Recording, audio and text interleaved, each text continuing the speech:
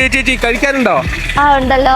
Special എന്ന് പറഞ്ഞത് chicken തോരനാണ്. Chicken തോരനും ദോശയും. ചിക്കൻ തോരനും ദോശയും എന്തായാലും ആയിക്കോട്ടെ പറഞ്ഞു. ദോശയും ചിക്കൻ തോരനും ഇങ്ങനെ ഉണ്ടാക്കണം. ഒരു ബീഫും പറഞ്ഞു അതിന്റെ ഇടയിൽ കൂടെ. ബീഫും ചേച്ചി ചട്ടിയിൽ നന്നായി കിടക്കുന്നുണ്ട്. അപ്പോഴേക്ക് തന്നെ കുറച്ച് മസാലപ്പൊടിയും കാര്യങ്ങളൊക്കെ ഇട്ടിട്ട് നല്ല മണമൊക്കെ വരുന്നുണ്ട്. അപ്പോഴേക്കും ചേച്ചി 2 പ്ലേറ്റിക്കൊക്കെ ആക്കി തന്നു. കുറച്ച് ചിക്കൻ തോരനും അതിന്റെ കൂടെ തന്നെ കുറച്ച് ബീഫും ആക്കി തന്നു. ആയിക്കോട്ടെ പറഞ്ഞു. ചേച്ചി അടുത്ത് എന്താ ഉള്ളത് ചോദിച്ചു. കാടമുട്ട ഫ്രൈ ഉണ്ട് പറഞ്ഞു. ആയിക്കോട്ടെ പറഞ്ഞു. ചേച്ചി അടുത്ത കാടമുട്ട ഫ്രൈയും തന്നു. അങ്ങനെ മസാലയിൽ നന്നായിട്ടുണ്ട് ഇളക്കിയിട്ടുണ്ട് തന്നു. പിന്നെന്താ ഉള്ള ചേച്ചി ചോദിച്ചു. പിന്നെയുണ്ട് നല്ല ഓംപ്ലേറ്റ് തരാ പറഞ്ഞു. ചേച്ചി ഓംപ്ലേറ്റും അതിന്റെ കൂടെ ദോശയും ചപ്പാത്തിയും എങ്ങനെയുണ്ട് നോക്കട്ടെ പറഞ്ഞു. ഇതൊക്കെ കൂടി നമ്മുടെ ടേബിളിൽ കണ്ട് വന്നു. അങ്ങനെയുണ്ട് ഞങ്ങൾ ഓംപ്ലേറ്റ് പിന്നെ കാര്യം പറയണ്ട. പിന്നെ ചിക്കൻ ദോശയും നൂൽപുട്ടും അങ്ങനെ കഴിച്ചൊക്കെ നോക്കി. ചിക്കൻ തോരനും ദോശയും അടിപൊളി തന്നെയാണ്. ബീഫ് അത്രക്കണ്ട് പോരാ തോന്നി. പിന്നെ കാടമുട്ട ഫ്രൈ അത് പിന്നെ കോമൺ ആയിട്ട് എല്ലാവരും അങ്ങനെ തന്നെ ആണല്ലോ. എന്തായാലും ഞങ്ങൾ കുറച്ച് ചിക്കൻ തോരനും മറ്റേ ചട്നിയും സാമ്പാറും കാടമുട്ടയും ഒക്കെ കൂടി അടിച്ചാണ്ട് തമർത്തി. ചിക്കൻ തോരനും ദോശയും വലിയ മോശമില്ലാന്ന് പറയാം. ചേച്ചിക്ക് എന്തോ പറയാനുണ്ട് പറഞ്ഞു. പറയും ചേച്ചി. 6 മണിയാകുമ്പോൾ സ്റ്റാർട്ട് ചെയ്യും.